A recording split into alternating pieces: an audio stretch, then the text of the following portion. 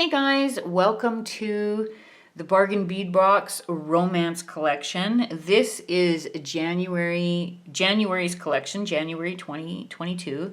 I am filming this in February because I didn't get this collection until the end of January. Actually, I got 3 different collections at the end of January. I know the Bargain Bead Box has had some problems with delivery. They emailed me, said they were changing their delivery company. I agreed to it, asked to get the November bead box or December, whatever it was. I can't remember now, so long ago.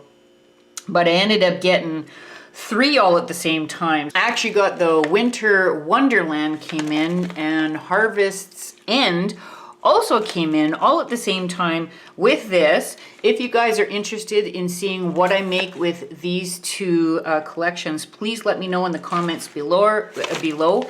If not, I will just be putting my finished pieces up on my website. But if you're interested in seeing a little bit more detail and how to make them yourselves, let me know, because honestly, like these last 2 collections, I feel are just too late to put up on my YouTube channel and kind of give you details about it. But I mean, it's really up to you. If you guys want to see it, yeah, let me know.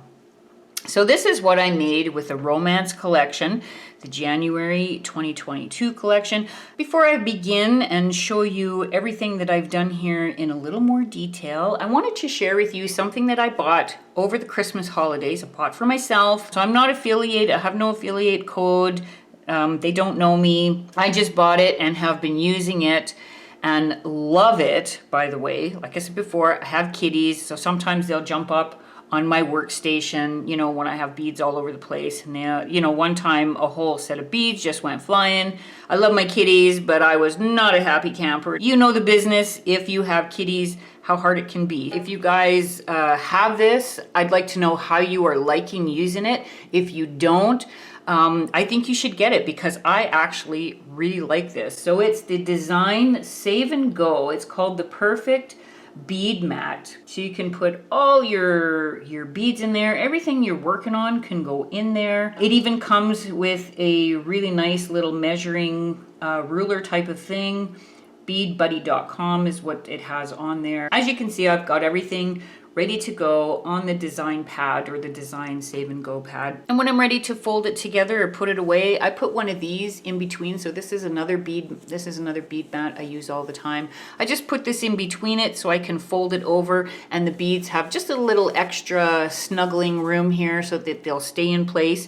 Now, if I do, you know, drop it or whatever, sometimes the beads will move a little bit, but I find that is a lot better than having beads all over the floor. So let's get into this beautiful collection. For my first piece, as you can see, I don't have any roller chain or any type of chain added to these 2 pendants. Unfortunately, I actually ran out. I do have more on order, so this will be added to a chain shortly and be put up on my website.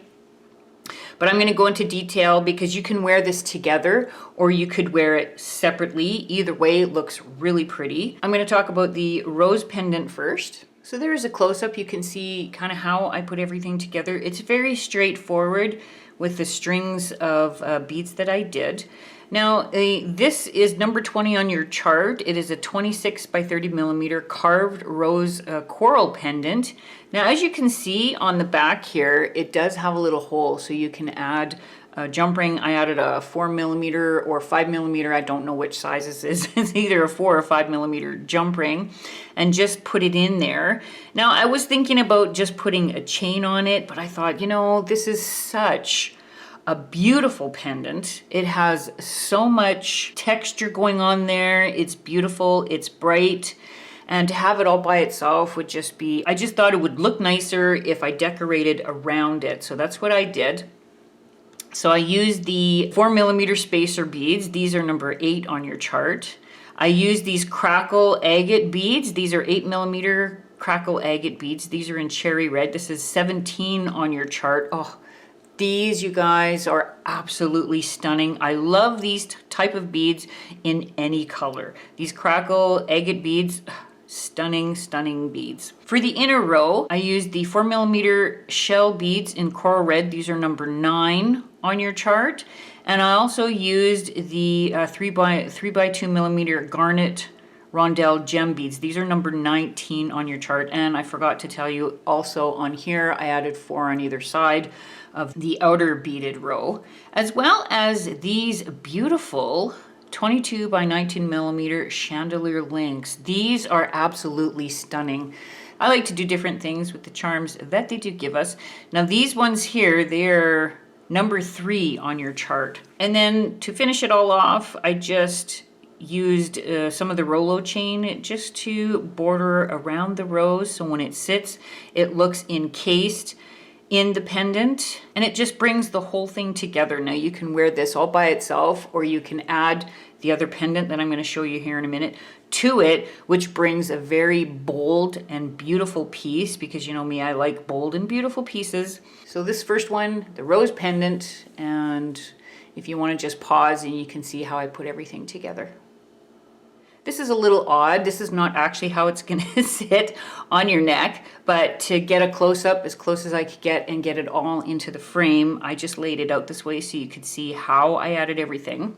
This is a medallion teardrop pendant that goes with the rose pendant, or you can wear it separately if you want to, but both together look really beautiful. So I used the 42 by 39 millimeter medallion pendant. This is number 4 on your chart, and I flipped it upside down.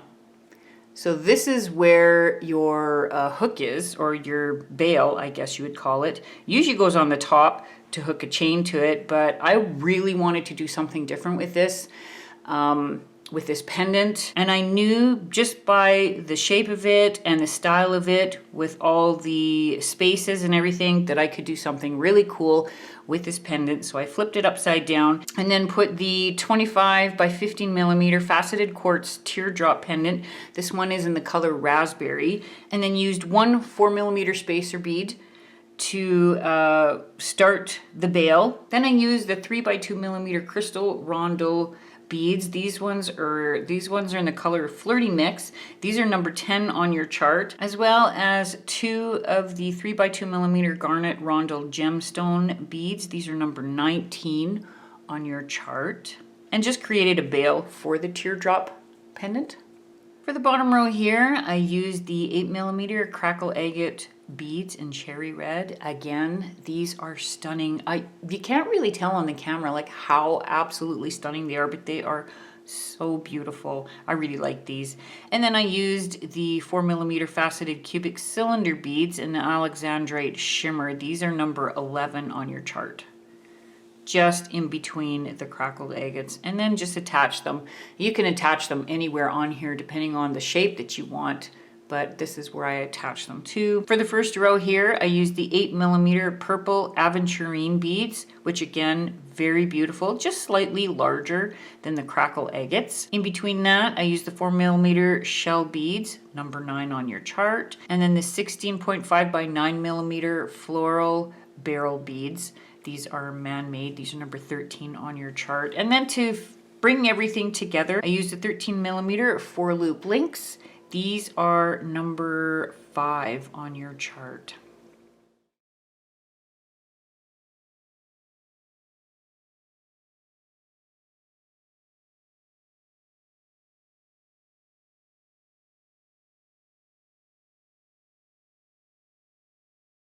Like I said before, you can wear them separately or together. I personally would probably wear them together. They just complement each other beautifully. And honestly, a very beautiful color for Valentine's Day, which is right around the corner. This did not take me long to put together. It is fairly straightforward with just straight beading. You know, that's all you're doing, is just adding strings of beads to put together to make this piece. I think it worked out really pretty. For this set here, 2 bracelets and an earring set. So for the actual focal part of this pendant, I used one of the 10 millimeter enamel coated glass pink beads. These are in pink cream.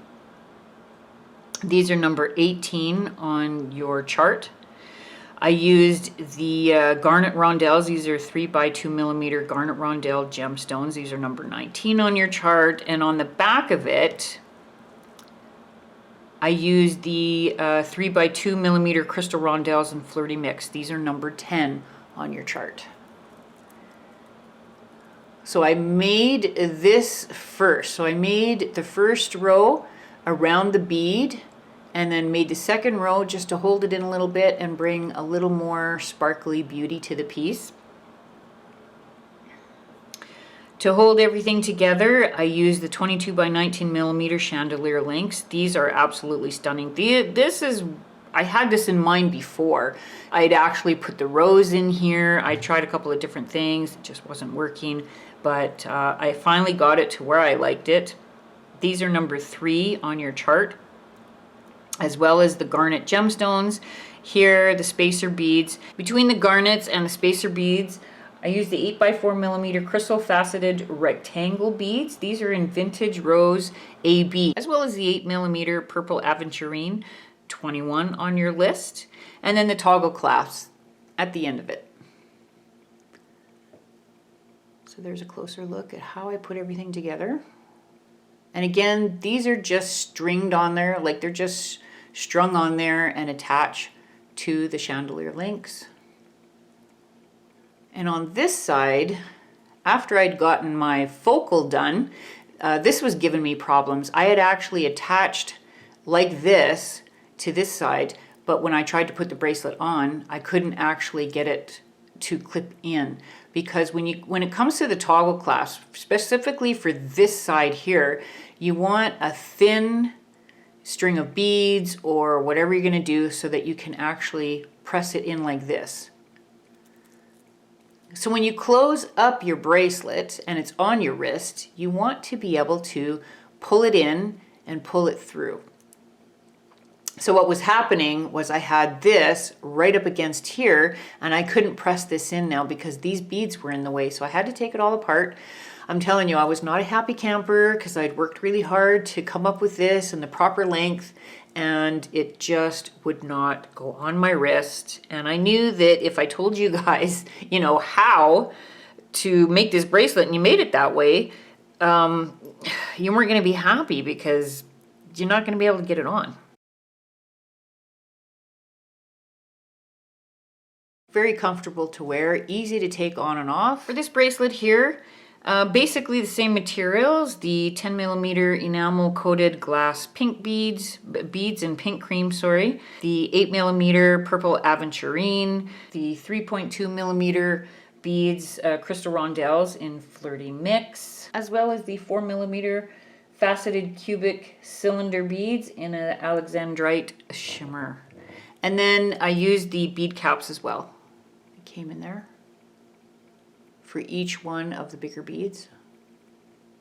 And just strung it on as long as I wanted it. And then at the end, I decided to use my own magnetic clasp.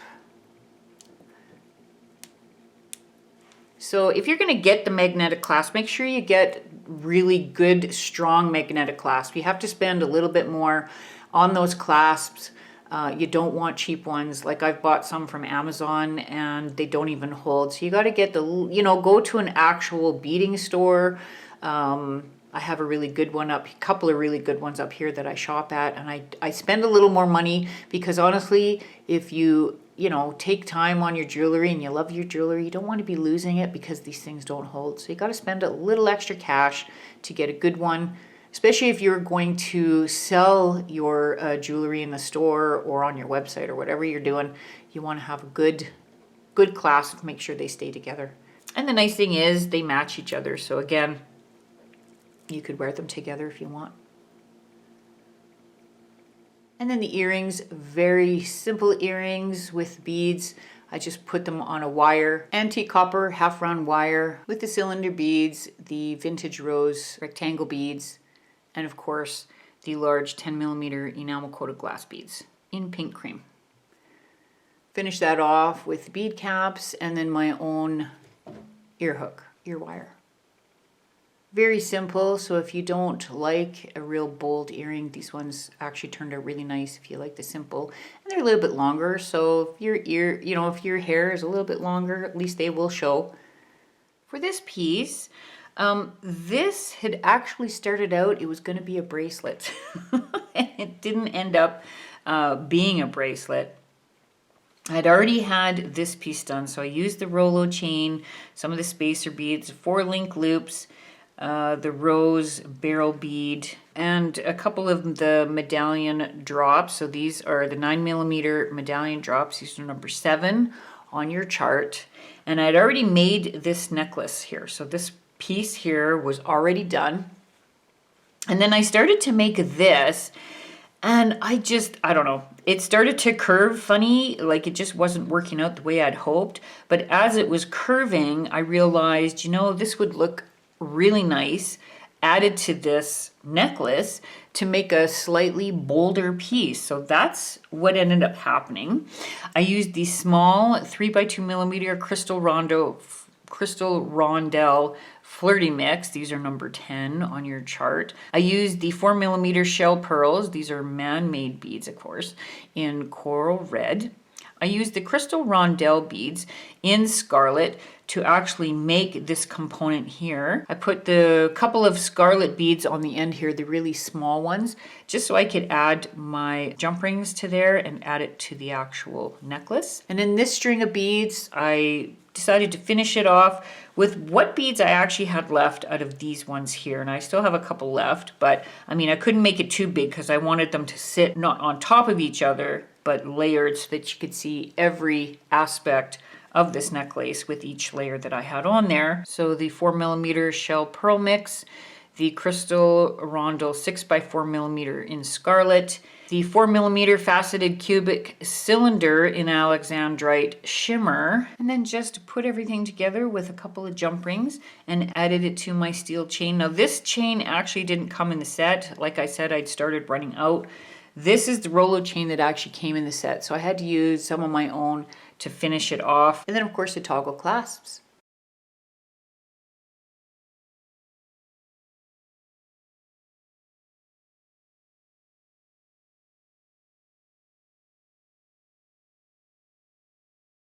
And then just a simple pair of earrings to go with that.